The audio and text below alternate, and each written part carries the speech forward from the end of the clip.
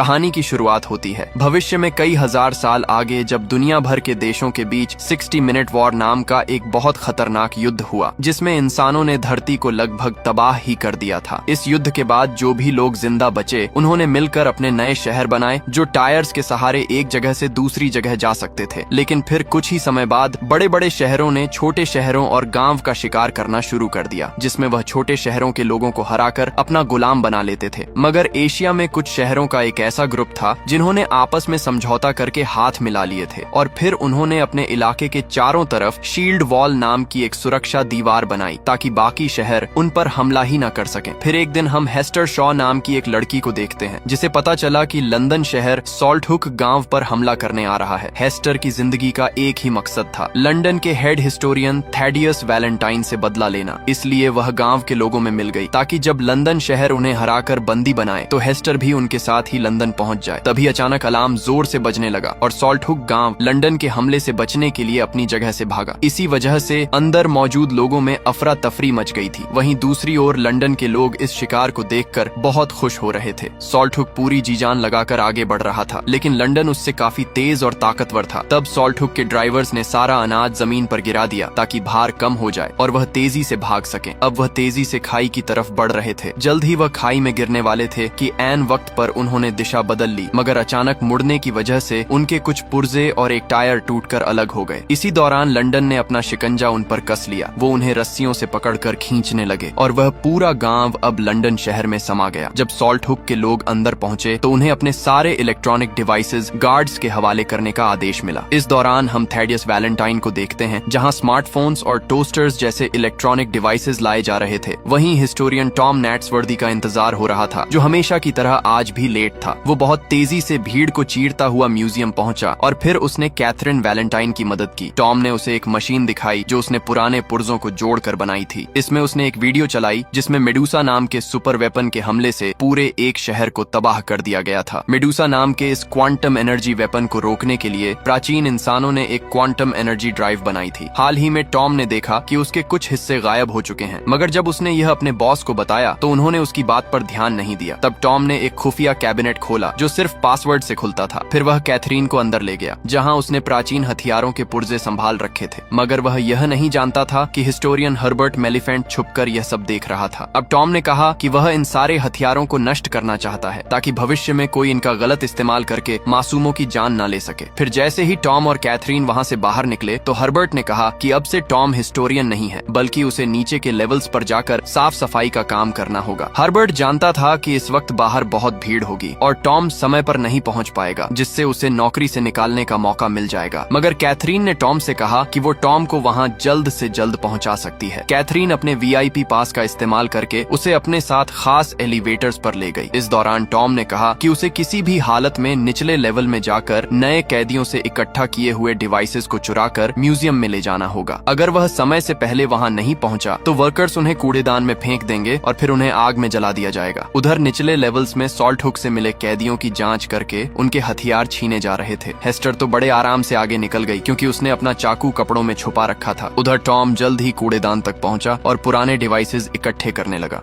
तभी वहां वैलेंटाइन से एक फ्यूजन एनर्जी सेल मिला था, जो कि वैलेंटाइन ने उसे बताया कि इंजीनियर्स ने म्यूजियम में मौजूद सभी सेल्स चुरा लिए हैं, तो वह उनसे निपट लेगा। तभी पास में सॉल्टहुक के एक आदमी ने गार्ड को धक्का दे दिया, जिससे वहां कैदियों और गार्ड्स के बीच में हाथापाई शुरू हो गई। तब वैलेंटाइन की नजर उस पर पड़ गई। हेस्टर ने एक बार फिर हमला करके उसका काम तमाम करने की कोशिश की, पर टॉम ने उसे पकड़कर उसका चाकू फेंक दिया। तब हेस्टर गुस्से में आकर उसे पीटने लगी और उसी पल अलार्म्स बज गए, यानी ऑफिसर्स वहां पहुंचने ही वाले थे। हेस्टर तुरंत वहां से भाग निकली तो टॉम ने उसका पीछा किया। वो एक टूटे पुल से कूदकर दूसरी ओर गई तो टॉम भी उसके पीछे कूद गया। अब वो दोनों सॉल्टहुक गांव में आ चुके थे, जिसे बड़ी बड़ी मशीनों की मदद से तोड़कर नष्ट किया जा रहा था। अब उन्हें बड़ी सावधानी से भारी भरकम मशीन से बचकर भागना था। साथ ही वहां एक के बाद एक बिल्डिंग्स नीचे गिर रही थी, तो उन्हें जल्द से जल्द अपनी जान बचाकर निकलना होगा। अब वो एक जगह से दूसरी जगह कूदकर भाग रहे थे, मगर अब पीछे से एक मशीन तेजी से सब कुछ जलाती हुई उनकी ओर बढ़ रही थी। उसी पल हेस्टर फटाफट एक दरवाजा खोलकर अंदर घुस गई और फिर दरवाजा बंद कर दिया। तब टॉम ने पूरा जोर लगाकर दरवाजा खोला और एक बार फिर से हेस्टर का पीछा करने लगा। इसी दौरान हेस्टर ने देखा कि सामने से वैलेंटाइन आ रहा है, तो वह उसी पल वापस मुड़ गई। अब वह पकड़े जाने से बचने के लिए कूड़ेदान के कुएं में कूद गई, लेकिन अचानक टॉम ने उसका हाथ हाथ पकड़कर उसे बचा लिया। तब हेस्टर ने टॉम को वैलेंटाइन से अपनी माँ के बारे में पूछने को कहा और फिर वह हाथ छुड़ाकर कुएं में कूद गई। कुछ ही पलों में टॉम को भी कुएं में धक्का दे दिया गया। जल्द ही कैथरीन और बाकी गार्ड्स भी वहां आ गए, पर टॉम और हेस्टर रेलिंग टूटने की वजह से नीचे गिर गए। पर उसी समय कैथरीन की नजर बीविस पॉड नाम के एक आदमी पर पड़ी जो पहले से वहां छुपा हुआ था। खैर, अब कूड़ेदान के कुएं से सारा कूड़ा शहर से बाहर गिरता था, तो जाहिर है कि टॉम और हेस्टर भी वहीं गिरे होंगे। इसलिए उन्हें ढूंढने के लिए एयरशिप भेजे गए, मगर वह अपने मिशन में नाकामयाब रहे। असल में हेस्टर शहरों के चलने से बने ट्रैक पर छिपी हुई थी और उसने टॉम को पत्तों के नीचे छुपा दिया था। जब एयरशिप वापस चले गए तो उसने टॉम की जेब से पैसे और चाकू चुरा लिया। उसी समय टॉम को होश आ गया और वह हेस्टर का पीछा करने लगा, तो हेस्टर ने गुस्से में आकर उसे चाकू से धमकाया, मगर टॉम फिर भी नहीं रुका और उसने कहा कि इस वक्त साथ मिलकर आगे बढ़ने में ही उनकी भलाई है। वहीं दूसरी ओर लंदन में मेयर मैग्नस क्रोम ने वैलेंटाइन को डांटा क्योंकि वह अपने मकसद को अंजाम नहीं दे पा रहा था। अब वैलेंटाइन के पास पुराने इलेक्ट्रिक डिवाइसेस की कमी थी, जिस वजह से उसका काम पूरा होने में कई हफ्ते और लगेंगे। तब वैलेंटाइन ने वह सेल दिया जो उसे सॉल्ट हुक के कैदियों से मिला था। फिर साइंटिस्ट ने उसे बताया कि समुद्र किनारे मौजूद एक जेल में एक ऐसा क्रीचर पकड़ा गया है जो आधा जॉम्बी और आधा रोबोट है। वो एक खतरनाक शिकारी है जो हमेशा हेस्टर का नाम चिल्लाता रहता है। अब वैलेंटाइन एयरशिप में बैठकर समुद्र की ओर निकल पड़ा, जहां समुद्र के ऊपर लटक रही एक जेल में श्राइक नाम का वह जानवर बंद था। असल में श्राइक को हेस्टर की तलाश इसलिए थी क्योंकि हेस्टर ने एक वादा तोड़ा था, जिस वजह से श्राइक उसे मारना चाहता था। वैलेंटाइन चाहता था कि श्राइक हेस्टर को ढूंढ निकाले, इसलिए उसने अपने एयरशिप से हमला करके जेल की जंजीरें तोड़ डाली ताकि जेल सीधा नीचे जा गिरे और श्राइक आजाद हो जाए। वहीं दूसरी ओर कैथरीन ने बीविस पॉड को ढूंढा और उससे पूछा कि आखिर हेस्टर और टॉम के साथ सच में क्या हुआ था। तब बीविस पॉड ने खुलासा किया कि वैलेंटाइन की योजना बहुत खतरनाक है। मेविस ने कहा कि सेंट पॉल्स कैथीड्रल में कोई एनर्जी प्रोजेक्ट नहीं चल रहा, बल्कि उसकी एड में किसी बड़ी साजिश की तैयारी चल रही है, लेकिन वो खुद सच तक नहीं पहुंच पाया क्योंकि गिल्ड के गार्ड्स उसे अंदर नहीं जाने देते थे। अब कैथरीन ने उसकी मदद करने का फैसला किया। उधर हेस्टर और टॉम आगे बढ़ रहे थे, तो हेस्टर ने उसे जिंदा रहने के लिए गंदा पानी पीना सिखाया। फिर उसने टॉम के साथ अपना खाना बांटा, मगर टॉम काफी घबरा गया क्योंकि ये खाना 1000 साल पुराना था। पर हेस्टर ने उसे समझाया कि पुरानी टेक्नोलॉजी से पैक किया गया खाना कभी खराब नहीं होता। फिर रात को जब हेस्टर सो रही थी तो उसने एक बुरा सपना देखा जिसमें वह एक खेत में तेजी से दौड़ रही थी और उसके चेहरे पर लगी गहरी चोट से खून बह रहा था। जब हेस्टर की आंख खुली तो उसने देखा कि टॉम अपने हाथ पैर हिलाकर उनकी तरफ आ रहे 2 चलती बस्तियों को बुला रहा था ताकि उन्हें पनाह मिल जाए। पर बदकिस्मती से वह हमलावर निकले जिन्होंने शिकंजे फेंककर उन दोनों को बंदी बनाने की कोशिश की। उसी पल अचानक टॉम ने हेस्टर को बचाने के लिए उसे धक्का दे दिया और फिर वह दोनों फुल स्पीड में भाग निकले। अब टॉम को ऊपर चढ़ने में परेशानी हो रही थी, तो हेस्टर ने उसे ऊपर खींच लिया, पर जैसे ही टॉम ऊपर आया तो हेस्टर गायब हो चुकी थी। अब दोनों बस्तियां उन पर हमला करने ही वाली थीं कि वह पीछे खिसका और अचानक एक सुरंग में गिर गया। असल में हेस्टर और टॉम दोनों ही सुरंग में गिरकर स्कटलबट नाम के एक अंडरग्राउंड शहर में आ चुके थे। कुछ ही पलों में यह शहर भी चलने लगा। पहले तो ड्राइवर और उसकी पत्नी उनके साथ काफी अच्छे से पेश आए, पर जल्द ही उन्होंने हेस्टर और टॉम को एक सेल में कैद कर दिया। वहां बैठकर हेस्टर ने टॉम को बताया कि जब वह 8 साल की थी तो उसकी माँ पेंडोरा शॉ की मौत हो गई थी। उसकी माँ पेंडोरा शॉ एक आर्कियोलॉजिस्ट थी जो दुनिया भर में घूमकर इतिहास के बारे में और जानकारी ढूंढने की कोशिश करती थी। वैलेंटाइन उससे मिलने आया करता था, पर एक दिन उन्हें जमीन में से एक ऐसी चीज मिली जो बेहद खतरनाक थी। जब पेंडोरा शॉ को पता चला कि वैलेंटाइन उसे हासिल करना चाहता है, तो पेंडोरा शॉ ने वह बक्सा छीन लिया और उन दोनों में लड़ाई शुरू हो गई। इस हाथापाई में मेडूसा सक्रिय हो गई जिससे पूरे घर में आग लग गई। तब पेंडोरा शॉ ने हेस्टर को एक नेकलेस दिया और हमेशा इसे अपने पास संभाल कर रखने को कहा, पर तभी अचानक वैलेंटाइन ने उस पर चाकू से हमला कर दिया। हेस्टर ने अपनी माँ को बचाने की कोशिश की, पर वैलेंटाइन ने उसके चेहरे पर वार कर दिया जिससे खून बहने लगा। तब हेस्टर अपनी जान बचाकर वहाँ से भाग निकली। कहानी सुनने के बाद टॉम ने हेस्टर से उसका चाकू मांगा और जमीन पर मौजूद एक पेंच निकालकर एक फटा खोल दिया। अब वह यहाँ से कूदकर अपनी जान बचा सकते थे, मगर हेस्टर की टांग में चोट लगी थी और वह इतनी नीचे नहीं कूद सकती थी, इसलिए उसने टॉम को अकेले कूद जाने को कहा, मगर टॉम ने उसे अकेला छोड़कर जाने से साफ मना कर दिया और वापस से वह फट्टा बंद कर दिया। इसके बाद वह ड्राइवर और उसकी पत्नी उन्हें एक और गांव में ले गए जहां वो उन्हें गुलाम के तौर पर बेचने वाले थे। जब बोली लगनी शुरू हुई तो एना फैंग नाम की मशहूर विद्रोही ने कहा कि वह हेस्टर को खरीदेगी, लेकिन बोली लगाने वाला आदमी जानता जानता था कि एना फैंग के सर पर बहुत बड़ा इनाम है, इसलिए वह एना फैंग को कैद करना चाहता था। पर एना फैंग ने उसी वक्त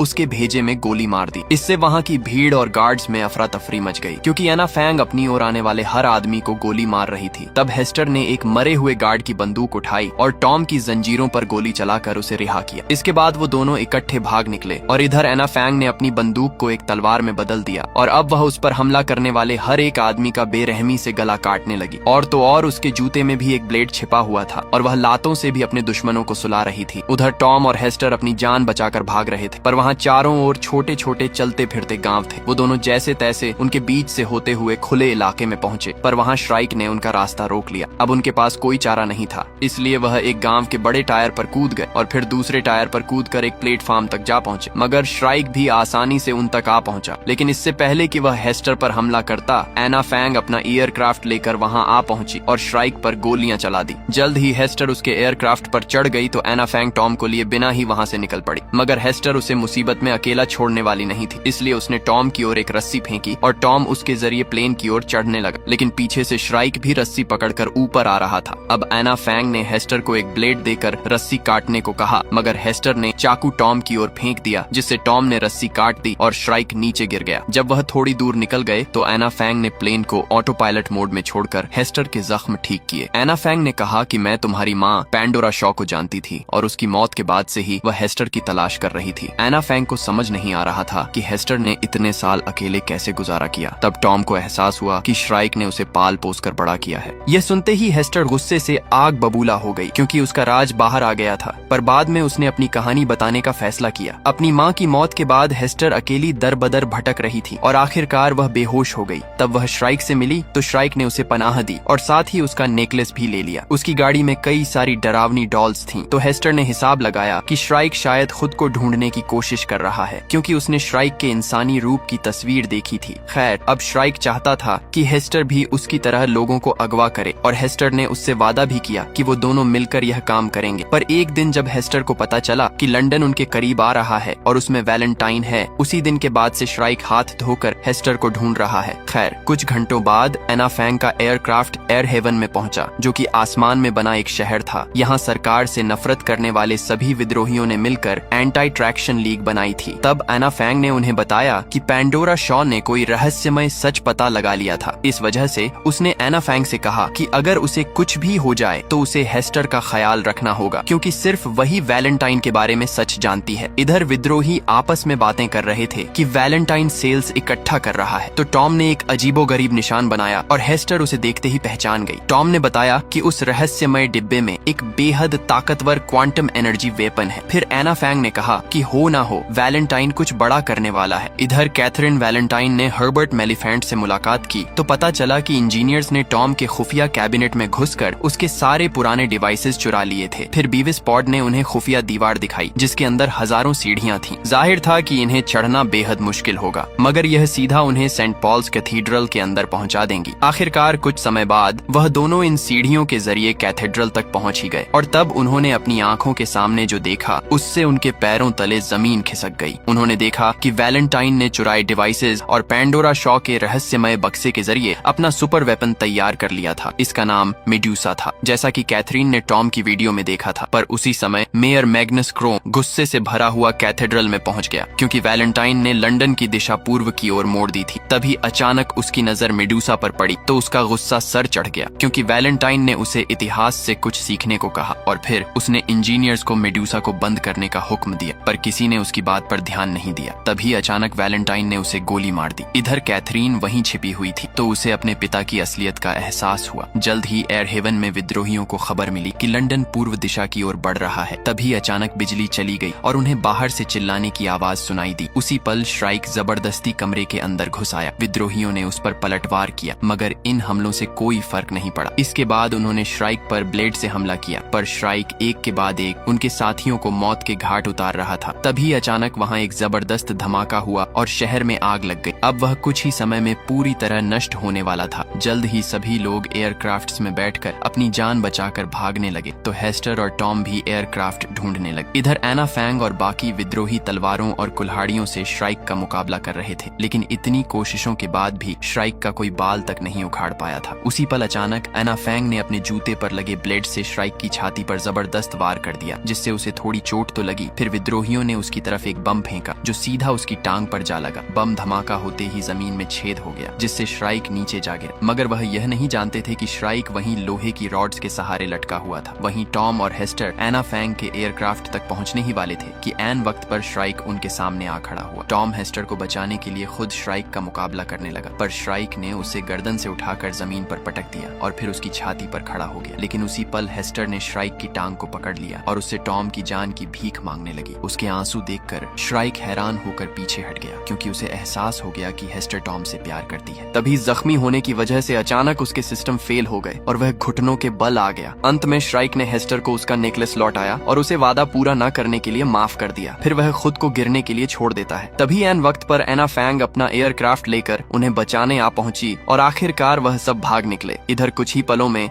एयर हेवन शहर नीचे गिरकर ध्वस्त हो गया। फिर अगले दिन उनका एयरक्राफ्ट शील्ड वॉल के बीच बने एक छेद के जरिए होता हुआ शानगुओ नाम के एक शहर में पहुंचा। यह ऐसा शहर था जो अब एक जगह थम गया था और बाकी शहरों की तरह इधर उधर नहीं जाता था। अब वो तीनों जल्द ही गवर्नर क्वान से मिले और उसे खबर दी कि लंदन उनकी ओर तेजी से बढ़ रहा है। एना फैंग ने कहा कि उन्हें पहले हमला बोल देना चाहिए, मगर टॉम इससे सहमत नहीं था, क्योंकि लंदन को तबाह करने से वहाँ रहने वाले आम लोग भी मारे जाएंगे। क्वान भी उससे सहमत था, मगर अब उनके पास दूसरा क्या चारा था। अगर युद्ध हुआ तो या तो लंदन शहर बचेगा या फिर शानगुओ। अब शहर में युद्ध का डंका बज चुका था और सभी लोग लंदन का सामना करने के लिए एकजुट हो गए। फिर शाम को हम देखते हैं कि लंदन शील्ड वॉल के काफी करीब आ चुका था। जल्द ही वैलेंटाइन ने मेडुसा को सक्रिय कर दिया और इधर से एना फैंग ने उनके मुकाबले के लिए कई एयरक्राफ्ट शील्ड वॉल से बाहर भेजे। वहीं दूसरी ओर हेस्टर को शहर में मेडुसा की कहानी की तस्वीर दिखाई दी तो अचानक उसे अपने नेकलेस का ख्याल आया। आखिरकार उसने अपना नेकलेस खोला तो उसमें क्वांटम एनर्जी ड्राइव मिली, तो उसने तुरंत इसके बारे में टॉम को बताया। उधर मेडुसा ने पहली बार चार्ज होकर शील्ड वॉल पर अपनी एनर्जी बीम से पहला जबरदस्त वार किया। इस धमाके में सैकड़ों एयरक्राफ्ट्स और तोपें तबाह हो गईं और हजारों लोगों की जान चली गई। इसके साथ शील्ड वॉल को भी भारी नुकसान हुआ और वहां जानलेवा आग लग गई। चारों ओर से बिल्डिंग्स और मलबा गिर रहा था, जिसमें और भी लोग मारे जा रहे थे। इधर लंदन के आम लोग खूब तालियां बजा रहे थे। अब एक हमले के बाद मेडुसा हथियार को कुछ मिनट चार्ज होने की जरूरत थी। हेस्टर और टॉम ने एना फैंग को बताया कि उन्हें खुद लंदन जाना होगा ताकि वह क्वांटम एनर्जी ड्राइव की मदद से मेडुसा हथियार को बंद कर सकें। अब एना फैंग उन्हें वहां ले जाने को तैयार हो गई और बाकी विद्रोहियों ने उन्हें चारों ओर से सुरक्षा देने का फैसला किया। जैसे ही वह लंदन के करीब पहुंचे तो वैलेंटाइन ने फिर से मेडुसा दाग दी। एना फैंग और उसके साथियों ने अपने एयरक्राफ्ट मोड़कर खुद को बचाया, मगर फिर भी उसकी ऊर्जा से उन्हें काफी नुकसान हुआ। इसके बाद विद्रोहियों ने अपने एयरक्राफ्ट से दुश्मनों का ध्यान भटका और इधर एना फैंग चुपके से अंधेरे से होती हुई आगे बढ़ रही थी। अब लंदन ने उस पर धुआंधार गोलियां बरसाईं तो विद्रोहियों ने भी वैसा ही किया, जिससे लंदन की कुछ बिल्डिंग्स गिर गईं और भीड़ में हंगामा हो गया। जल्द ही एक रोशनी ने एना फैंग को ढूंढ लिया तो एक विद्रोही उस रोशनी को खत्म करने के लिए आगे आया, मगर इससे पहले वह खुद जानलेवा हमले का शिकार हो गया। इसके बाद बाकी विद्रोहियों ने सभी हमलावरों का सामना किया ताकि एना फैंग सुरक्षित सेंट पॉल्स कैथीड्रल तक पहुंच सके, मगर इस तरह वह सभी लंदन की फौज की नजर में आ गए और जल्द ही लंदन की फौज ने उन पर धावा बोल दिया और अफसोस वह सभी अपनी जान गंवा बैठे। खैर, एना फैंग ने जैसे तैसे हेस्टर को कैथेड्रल तक पहुंचाया और सभी गार्ड्स पर गोलियां चलाकर उन्हें मार डाला। फिर वह एयरक्राफ्ट की जिम्मेदारी टॉम को सौंपकर खुद कैथेड्रल की छत पर कूद गई। उधर वैलेंटाइन अगला वार करने वाला था कि एना फैंग ने अंदर जाते ही उस पर गोली चला दी, मगर एक गार्ड ने अपने सीने पर गोली खाकर वैलेंटाइन को बचा लिया। वैलेंटाइन ने उन्हें सावधान किया कि सिस्टम बहुत गर्म हो चुका है, तो सभी इंजीनियर्स डर कर भाग निकले। उधर हेस्टर भी आसानी से अंदर घुस गई। इधर एना फैंग और वैलेंटाइन लड़ने लगे। पहले तो दोनों एक दूसरे को बराबर की टक्कर दे रहे थे, पर अचानक एना फैंग की नजर हेस्टर पर पड़ी, जो कंप्यूटर में क्वांटम एनर्जी ड्राइव इंस्टॉल कर रही थी, और एना फैंग ने वैलेंटाइन को दबोच लिया। मगर इसी मौके का फायदा उठाकर वैलेंटाइन ने उसे घातक वार कर दिया, लेकिन इतने में हेस्टर ने मेडुसा को बंद कर दिया था। एना फैंग ने अपने मिशन को सफल होते देख अपनी आखिरी सांसें ली। अब मेडुसा सेल्फ डिस्ट्रक्ट मोड में चली गई थी, जिस वजह से वैलेंटाइन कैथरीन के सामने खड़ा था और कैथरीन ने गुस्से में उसे गुनहगार बताया, लेकिन वैलेंटाइन का अंत तय था। उसी दौरान हम देखते हैं कि श्राइक कैथेड्रल में पहुंच गया और सभी ड्राइवर्स को मार डाला।